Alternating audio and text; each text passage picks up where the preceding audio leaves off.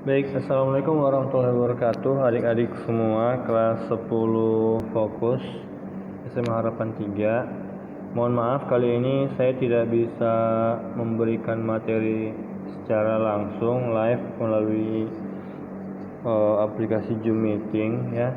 Karena memang berhubungan di sini juga lagi ada rapat untuk kurban besok ya.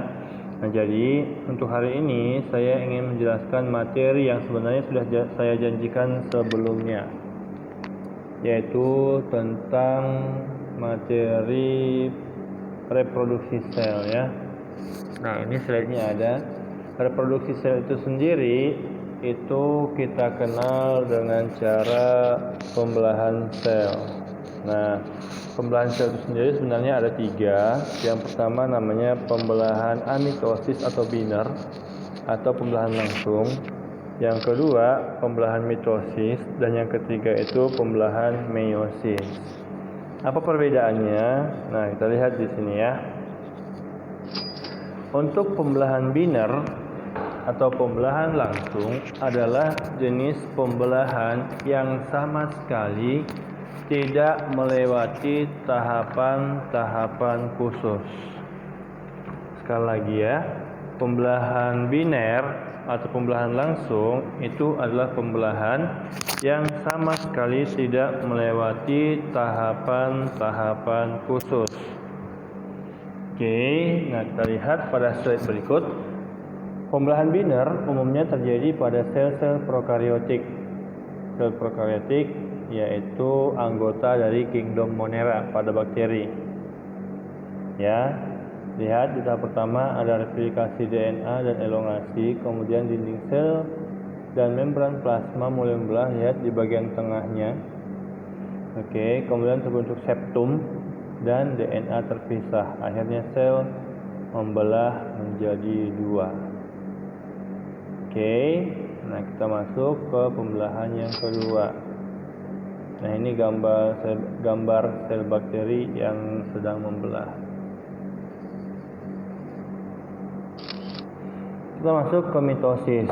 Nah, pembelahan mitosis ini biasanya digunakan oleh sel-sel somatis yang berfungsi dalam proses perbanyakan sel dan pertumbuhan. Ya, kemudian kromosom sel anak itu akan sama dengan sel induk. Artinya apabila sel induknya diploid, maka sel anak juga ikut diploid. Kemudian ada tahap interfase. Apa itu interfase? Tahap interfase adalah tahap istirahat yang isinya nanti ada proses pertumbuhan dan perkembangan sel. Kemudian sifat sel anakan akan sama dengan induknya ya. Sifat sel anak akan sama persis dengan induknya, menghasilkan 2 sel anak karena proses pembelahan mitosis ini hanya berlangsung 1 kali. Untuk tahapan-tahapannya sendiri nanti kita bagi menjadi 4. Yang pertama namanya profase, yang kedua metafase, yang ketiga anafase, dan yang keempat adalah telofase. Baik, ini dia siklus sel ya. Jadi siklus sel itu nanti kita bagi menjadi 4 ya, dimulai dari tahap mitosis yaitu tahap pembelahan sel, kemudian tahap G1 yaitu tahap di mana sel akan mengalami pertumbuhan. Kemudian fase S yang terjadi di sana adalah, lihat ada sintesis DNA. Kemudian fase G2 atau gap kedua itulah tahap persiapan untuk membelah. Nah, dimulai dari fase G1 sampai G2. Oke, G1 sampai G2 itulah yang disebut sebagai tahap interfase, di mana sel pada tahap interfase tersebut tidak mengalami proses pembelahan. Nah, pembelahan hanya terjadi pada fase M. Nah, tahu sel kanker? Ya, sel kanker itu tidak memiliki interfase. Nah, bagaimana proses munculnya sel kanker itu bisa disebabkan oleh berbagai macam faktor. Tapi jika misalnya ditanyakan, apa sih yang dimaksud dengan sel kanker? Sel kanker itu adalah kondisi di mana sel akan membelah secara terus-menerus tanpa ada masa pertumbuhan. Dia hanya mengalami proses pembelahan. Oke, kita lanjut. Berikutnya, lihat, tahap interfase merupakan tahap persiapan yang esensial untuk pembelahan sel, karena pada tahap ini kromosom akan direplikasi, artinya digandakan. Kemudian terdiri dari ini fase yang tadi kita jelaskan. Fase G merupakan fase pertumbuhan primer, ini G1, S sintesis DNA, G2 persiapan membelah sel. Ya, ini tadi ya gambarnya. Oke, kita skip aja. Kita masuk ke tahapan-tahapan mitosis. Tahap pertama adalah tahap profase. Di tahap profase ini yang terjadi, yang pertama, sentriol menuju ke sisi yang berlawanan. Kemudian terbentuk benang-benang gelendong. Kromosom dalam inti sel akan mulai menebal dan diikuti dengan hilangnya membran inti.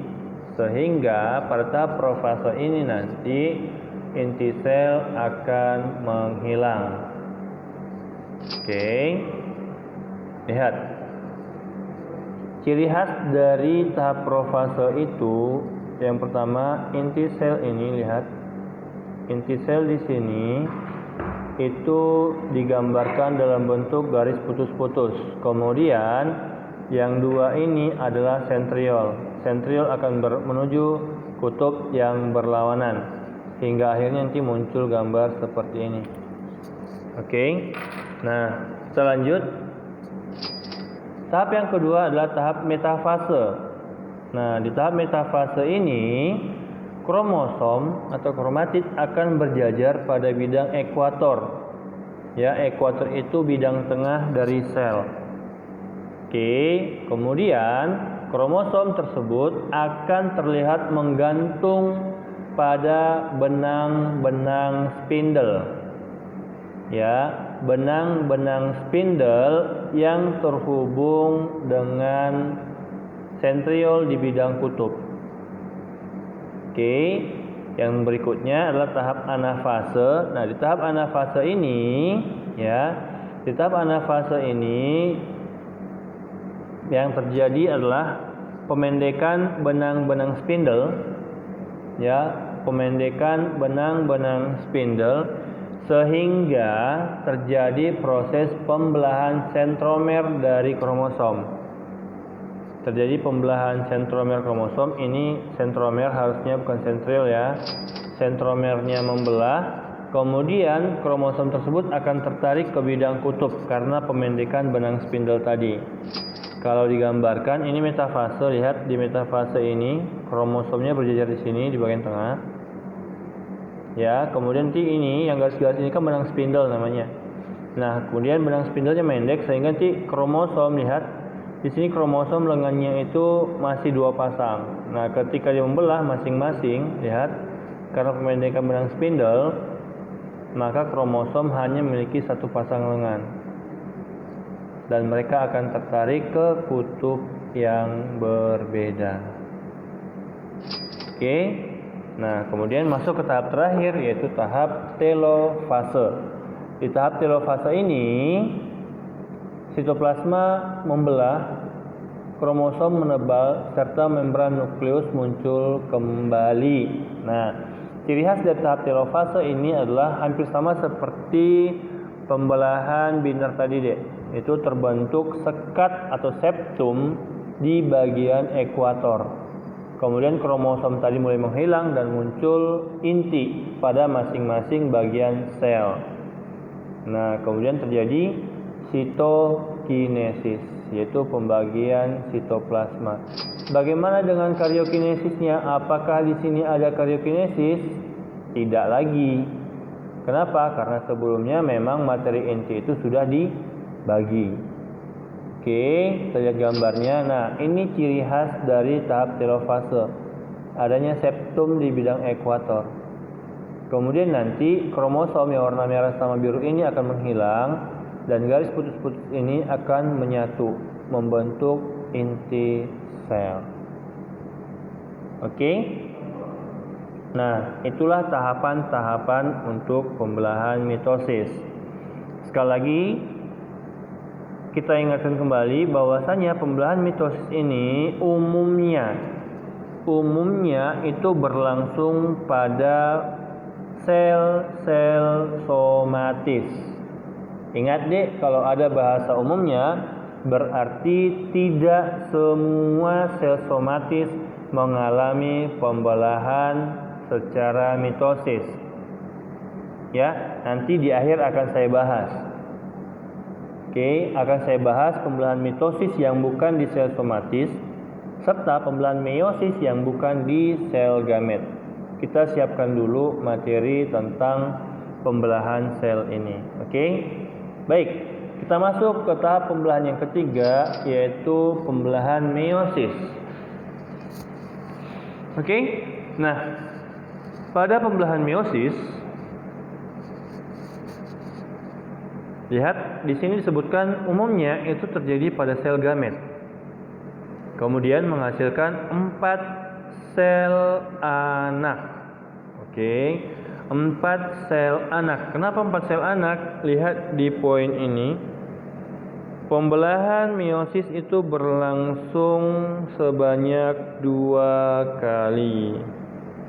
Ya, pembelahan meiosis itu berlangsung sebanyak 2 kali.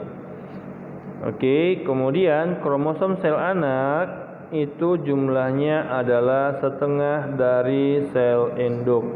Artinya pada pembelahan meiosis ini terjadi proses pengurangan jumlah kromosom. Ya, terjadi proses pengurangan jumlah kromosom.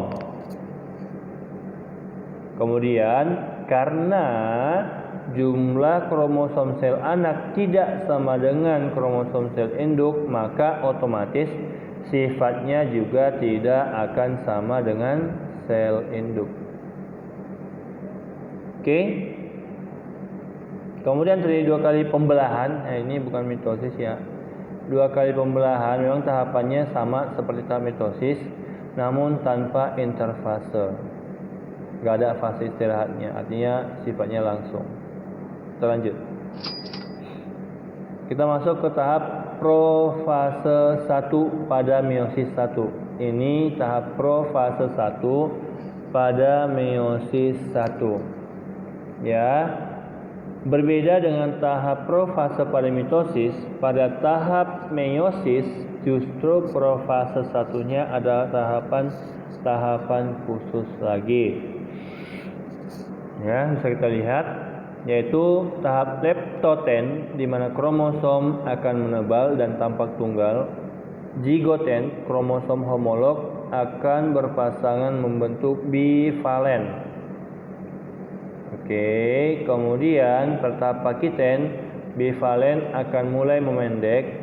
Yang diploten, homolog merenggang, kromatid terpisah, dan fase inilah yang disebut sebagai fase tetrad.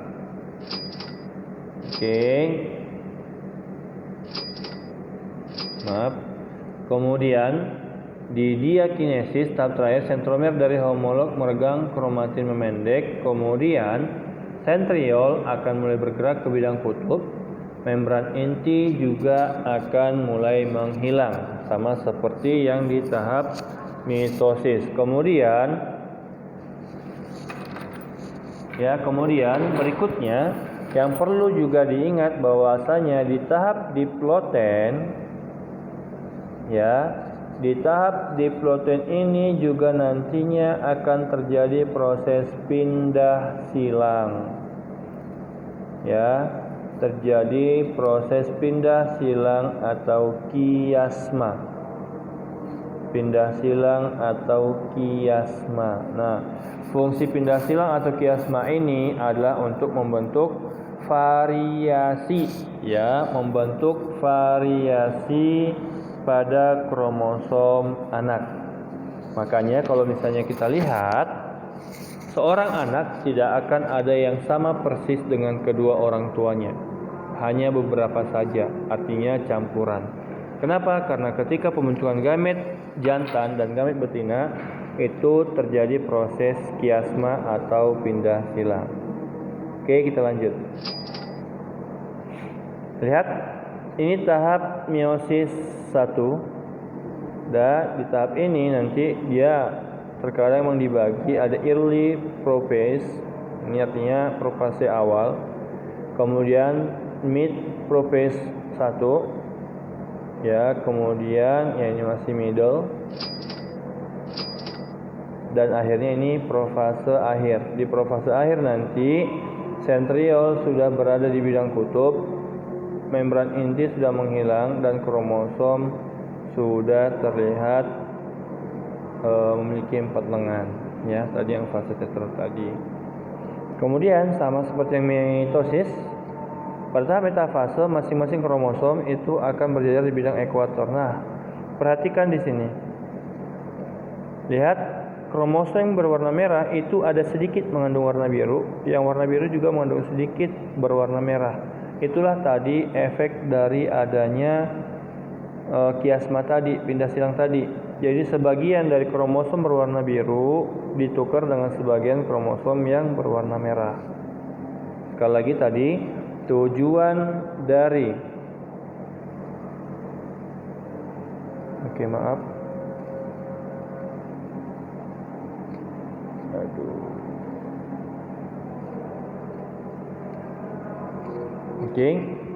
ya, tadi ada gangguan. Nah, jadi tadi fungsi dari kiasma tadi atau pindah silang tadi adalah untuk membentuk variasi pada generasi berikutnya. Hingga di anafase, benang spindel mendek, kromosom menuju bidang kutub dan berakhir di telofase 1. Nah, lihat di sini deh. Perhatikan tahap anafase 1 pada meiosis 1. Berbeda dengan yang ada di mitosis. Ketika di anafase 1 pada meiosis 1 tidak terjadi pembelahan sentromer. Artinya kromosom yang ada di anafase 1 tidak mengalami pengurangan jumlah lengan, tapi mengalami pengurangan jumlah. Yang awalnya 4 di awal jadinya 2. Artinya apa? Pada tahap anafase 1 ini jumlah kromosomnya itu akan berkurang. Artinya reduksi jumlah kromosom yang dari 2N menjadi N itu berlangsung pada tahap anafase 1. Oke? Sekali lagi, reduksi kromosom pada pembelahan meiosis itu berlangsung pada tahap anafase 1. Baik, berikutnya kita masuk ke tahap meiosis 2. Nah, di meiosis 2 ini tahapan-tahapannya itu akan sama persis dengan tahap pembelahan mitosis. Kenapa seperti itu? Di tahap meiosis 2 ini sama sekali tidak ada lagi proses pengurangan jumlah kromosom. Tapi yang ada adalah, lihat, proses pembelahan sentromer. Jadi semua tahapannya sudah sama persis dengan tahap mitosis. Oke, profase 2, metafase 2, anafase 2, telofase 2, dan akhirnya dihasilkanlah 4 sel anak yang memiliki jumlah kromosom setengah dari kromosom sel induk. Oke. Ini kita bahas sedikit tentang pindah silang yang tadi kita bahas. Terjadi pada saat profase 1, pertukaran DNA antara dua non-sister kromatid, artinya kromatid yang berbeda. Oke, pada kromosom yang homolog. Oke, sekali lagi non-sister ini berarti yang berbeda, yang tidak mirip. Oke, terjadi persilangan, lihat di sini kiasma. terjadi pindah silang. Oke, sehingga nanti lihat di sini masih hitam merah. Setelah terjadi kiasma, maka nanti hasilnya seperti ini. Oke, inilah dia kiasma tersebut deh. Sudah? Baik. Untuk gametogenesisnya mungkin tidak kita bahas sekarang, tapi ini akan kita bahas nanti ketika materi kelas 12 siap diajarkan kepada kalian semua. Nah, sekarang kita bahas yang sempat saya gantung tadi. Apa itu? Yaitu tentang pembelahan mitosis yang tidak berlangsung pada sel somatis dan pembelahan meiosis yang tidak berlangsung pada sel gamet. Silahkan diingat kembali ketika kita membahas tentang filum atau divisi Bryophyta dan divisi Pteridophyta. Ternyata proses pembelahan mitosis pada Bryophyta ataupun Pteridophyta justru terjadi ketika Bryophyta atau Pteridophyta berada fase gametofit atau menghasilkan gamet. Nah, karena spora yang tumbuh menjadi gametofit baru itu adalah organisme haploid, maka pembentukan gamet pada antheridium dan archegonium itu berlangsung secara mitosis.